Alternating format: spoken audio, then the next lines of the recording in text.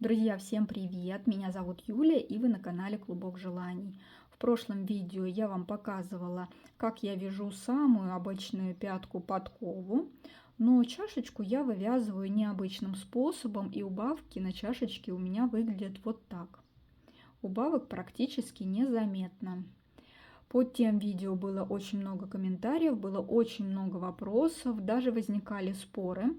Если вы не посмотрели прошлое видео, то обязательно посмотрите, чтобы понимать, о чем идет речь. Я оставлю вам ссылку внизу в описании под видео и подсказку в верхнем углу экрана. В том видео я вам рассказала, сколько петель нужно взять для вязания пятки, сколько нужно связать пятку в высоту, как вывязать вот такую чашечку. Также рассказала, что перед вязанием чашечки нужно все количество петель, которые мы отвели на пятку, разделить на 5 частей. 1/5 часть берем на центральную часть, и по 2/5 остается по бокам. И идеальный вариант, когда у нас на каждую часть приходится четное количество петель. В таком варианте первую убавку мы делаем по лицевой стороне, последнюю убавку по изнаночной стороне, а дальше переходим на вязание по кругу.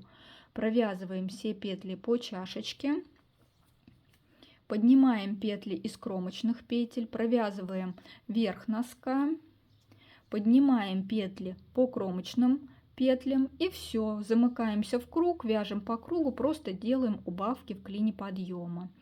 Но возник такой вопрос, что делать, если при делении пятки никак не получается, чтобы на боковую часть отвести четное количество петель.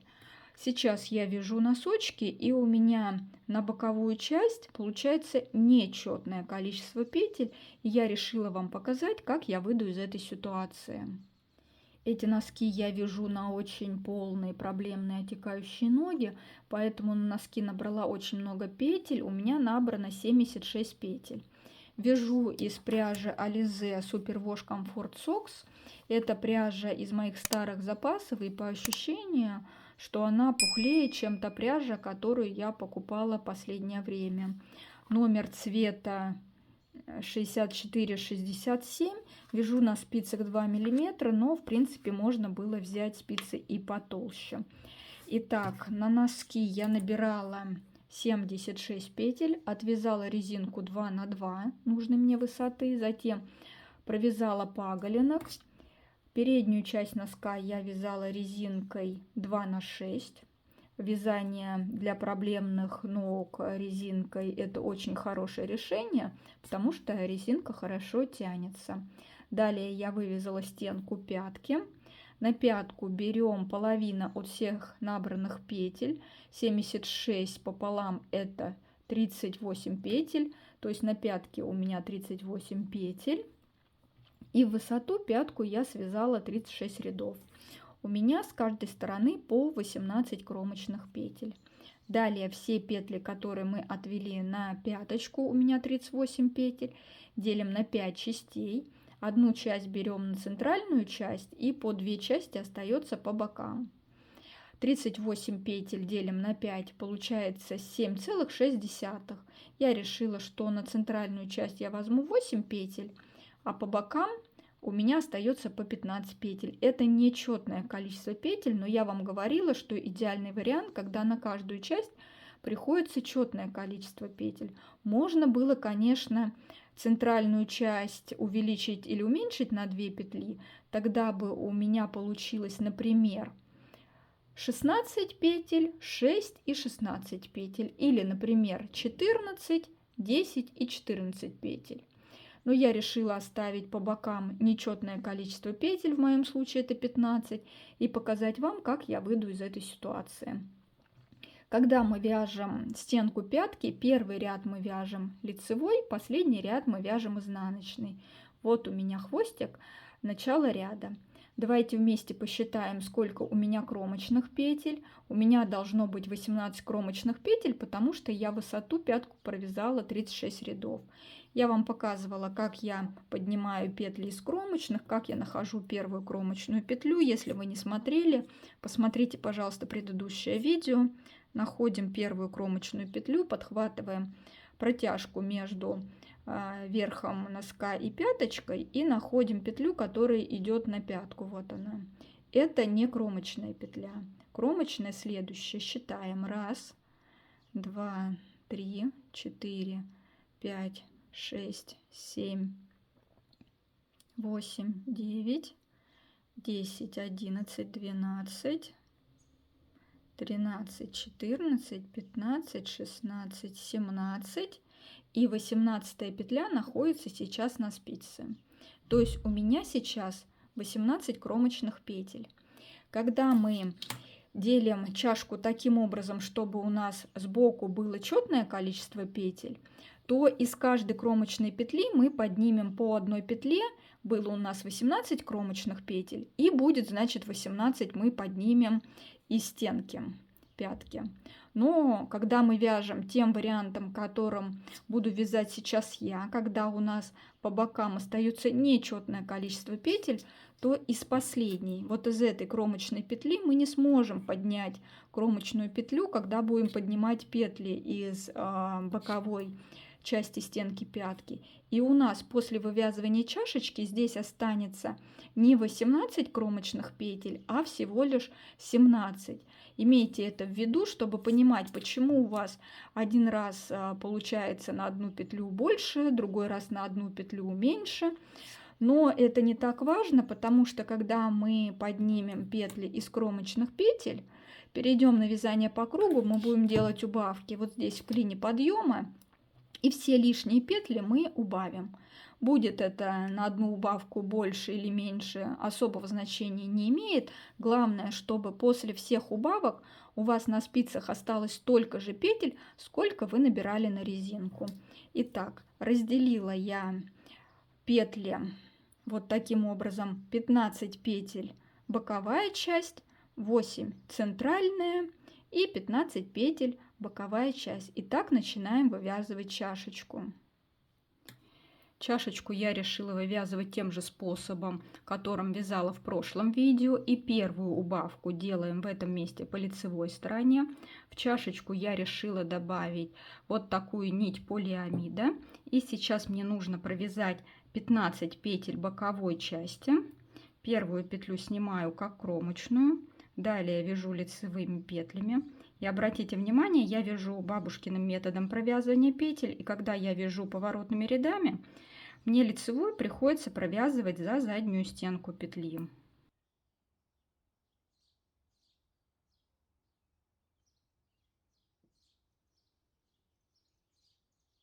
Маркер перебрасываем. Здесь я добавляю нить полиамида. Далее вяжу 7 петель центральной части лицевыми петлями.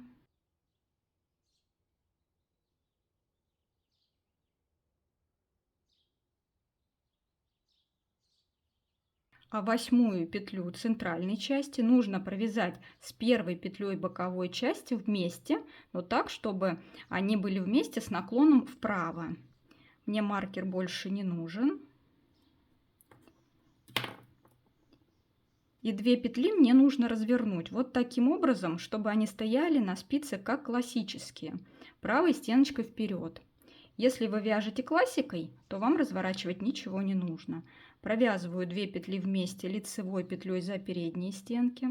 Получается убавка с наклоном вправо.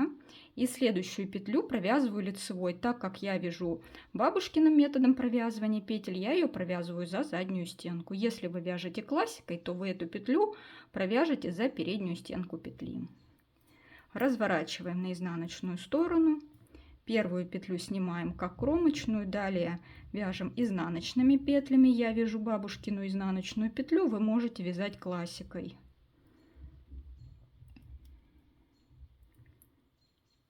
Дошла до последней петли центральной части, и мне нужно эту петлю провязать со следующей первой петлей боковой части вместе. Но провязать я их должна таким образом, чтобы по лицевой стороне у меня получилось 2 петли вместе с наклоном влево. Снимаю маркер, он мне больше не нужен. И эти 2 петли мне нужно развернуть вот таким образом, чтобы они стояли на спицах левой стеночкой вперед. Обе петельки я разворачиваю и провязываю их вместе вот таким образом за задние стенки петли изнаночной петлей. И еще одну петлю провязываю изнаночной петлей. Вот так у нас получается. Мы провязали 2 ряда чашечки. С этой стороны у нас убавка с наклоном влево, а с этой стороны убавка с наклоном вправо. И после провязывания 2 рядов у нас центральная часть увеличилась на 2 петли, и по центру у нас теперь 2, 4, 6, 8, 10 петель. А боковые части наоборот уменьшились на 2 петли, и по бокам у нас теперь 2, 4, 6, 8, 10, 12, 13 петель. Но как их было нечетное количество петель, так их и осталось нечетное количество петель. Давайте еще 2 ряда вместе провяжем. Первую петлю снимаю как кромочную, далее вяжу лицевыми петлями, не довязывая одну петлю центральной части.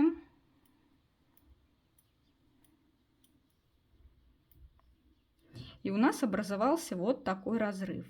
Одну петлю центральной части и следующую петлю боковой части провязываем вместе, также с наклоном вправо. Первую петлю я снимаю, ее разворачивать не буду, а вот вторую я разворачиваю как классическую. Если вы вяжете классикой, то вам разворачивать петлю не нужно. Провязываем вместе 2 петли за передние стенки и еще одну петлю провязываем лицевой петлей. Разворачиваемся, первую петлю снимаем, далее вяжем изнаночными петлями.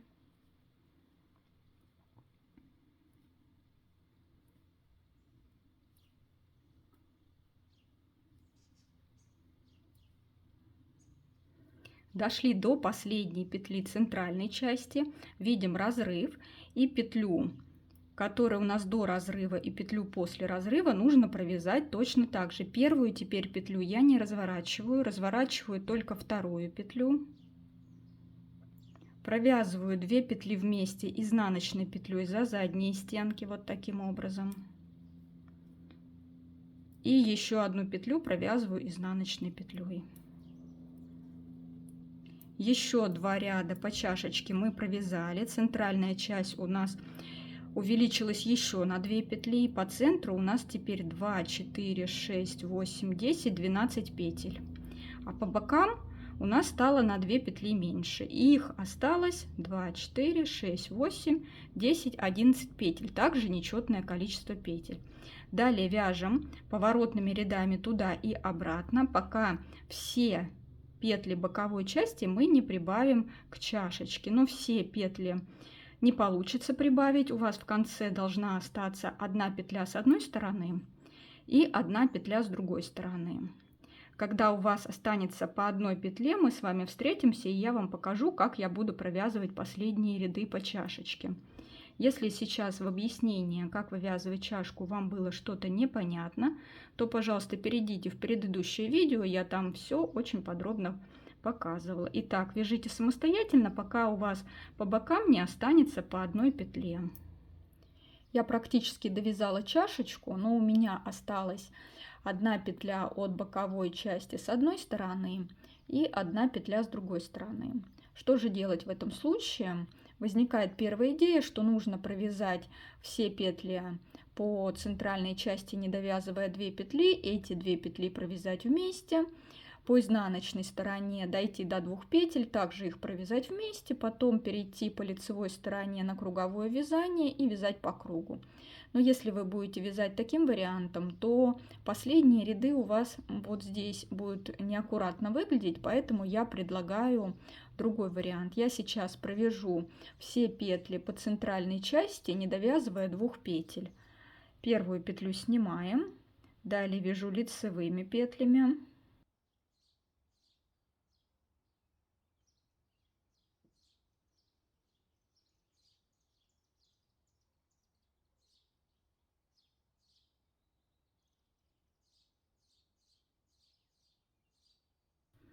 2 последние петли — это 1 петля от центральной части и последняя оставшаяся петля от боковой части. Я их провяжу вместе точно так же с наклоном вправо, только петли я разворачивать не буду. Провязываю 2 петли вместе за передние стенки петли. Все, с этой стороны мы последнюю петлю убавили, а с этой стороны пока не убавили. И далее я буду переходить на вязание по кругу, буду поднимать петли из кромочных петель. Мне больше синтетическая нить не нужна, я ее обрежу.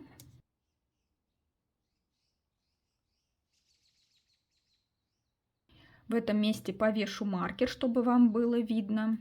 И из кромочных петель мне нужно поднять по 1 петле, так как вот здесь была у нас последняя кромочная петля, и она у нас участвовала в убавке, то из этой кромочной петли мы уже не сможем поднять петлю, о чем я вам ранее говорила. И из 18 кромочных петель у нас осталось 17.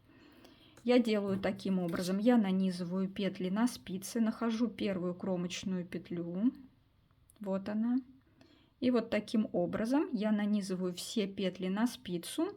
Я поднимаю петли из только 1 кромочной дужки петли, которая находится ближе к изнаночной петле. Вот таким образом поднимаю, их должно получиться 17. 1, 2, 3, 4, 5, 6, 7, 8, 9, 10, 11, 12, 13, 14, 15, 16, 17. Вот посмотрите, из 18 я уже не смогу поднять петлю. Так как я вяжу плотно, у меня кромочные петли не растянутые, я поднимаю петли обычным способом, как будто я провязываю вот так лицевую петлю за заднюю стенку петли. Если у вас петли кромочные растянутые, то вам нужно их провязать так, чтобы они были скрещены. У меня обычно 2, ну иногда 3 последние петли растянутые. Я дойду до конца и покажу, как вам провязать.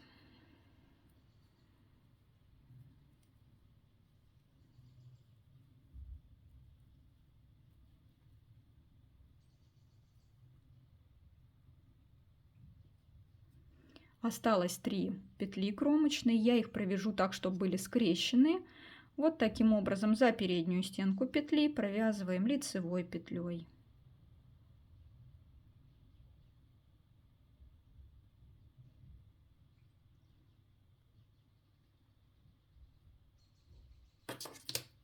Вот смотрите, что у меня получается. Никаких дырочек нет.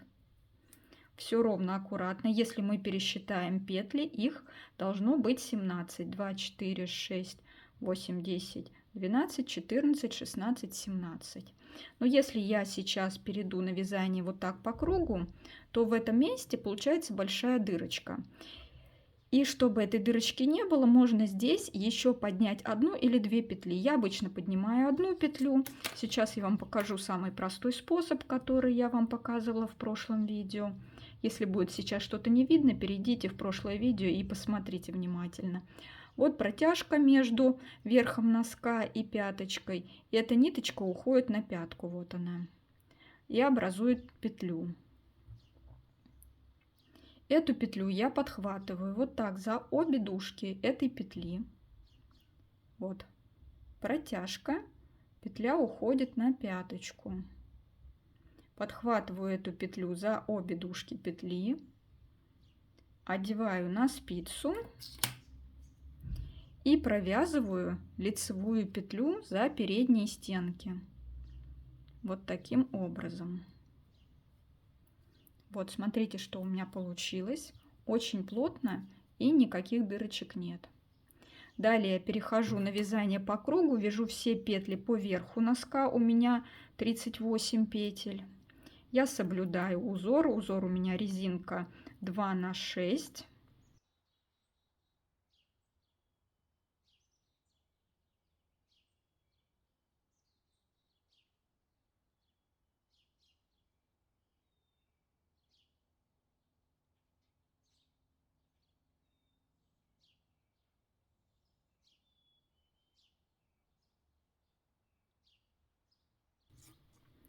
Дошла я до кромочных, и мне с этой стороны нужно также поднять 17 кромочных петель. Нахожу первую кромочную петлю. Вот, посмотрите внимательно. Вот первая кромочная петля.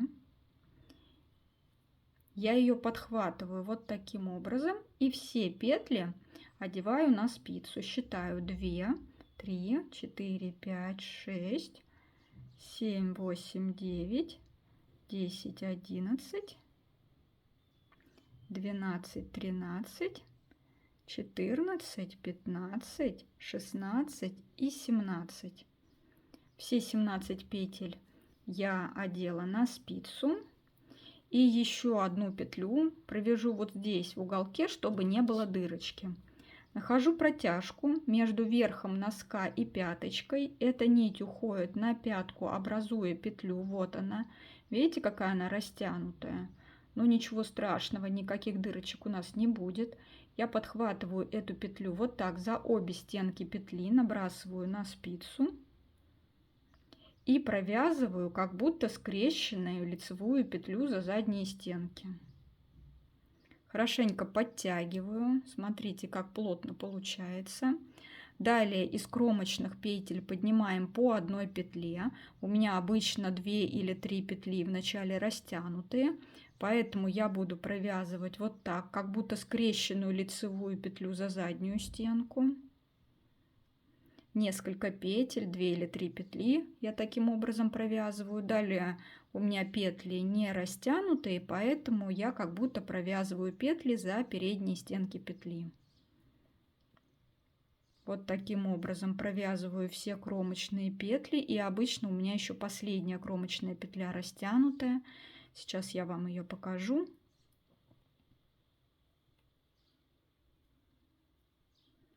Вот осталась последняя кромочная петля. Я ее также провяжу за заднюю стенку, чтобы не было здесь дырочки. Вот так. Все кромочные петли мы подняли. У нас получилось 17 петель из кромочных. И одну петлю я подняла из уголка, то есть получается 18 петель. Повешу маркер, чтобы вам было видно, где у меня заканчиваются кромочные петли. И еще мне нужно убавить с этой стороны одну петлю. Я провяжу 2 петли вместе просто за задние стенки петли. Вот таким образом 2 петли вместе за задние стенки. Все. Последнюю петлю с этой стороны мы убавили. Далее переходим на вязание по кругу.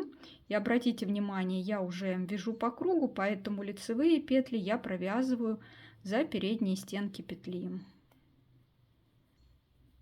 Вот так у нас получается. Вот так выглядит переход от стенки пятки к чашечке. Видите, как аккуратно с одной стороны.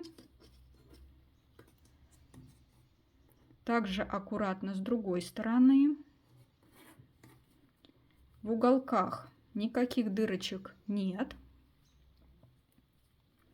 Я провяжу сейчас несколько рядов, буду начинать делать убавки в клине подъема. Затем я покажу вам, как в итоге будет выглядеть чашечка. Я буду вывязывать вот такой клин подъема. Если вы не умеете вязать такие убавки, то переходите в предыдущее видео, и я вам показывала, как я делаю такие убавки. И делаем убавки до тех пор, пока у нас на спицах не останется то же количество петель, которые мы набирали. Вот такая чашечка у меня получилась. Посмотрите, все ровно, аккуратно. С одной стороны и с другой стороны также все ровненько, аккуратненько. Вот так выглядят кромочные петли. Дырочек никаких нет. В уголке также дырочек нет ни с одной стороны, ни с другой стороны. Если вам понравилось вязать вместе со мной, то, пожалуйста, подписывайтесь, ставьте лайки, обязательно пишите комментарии. И я вас жду снова в гости ко мне на канал Клубок желаний.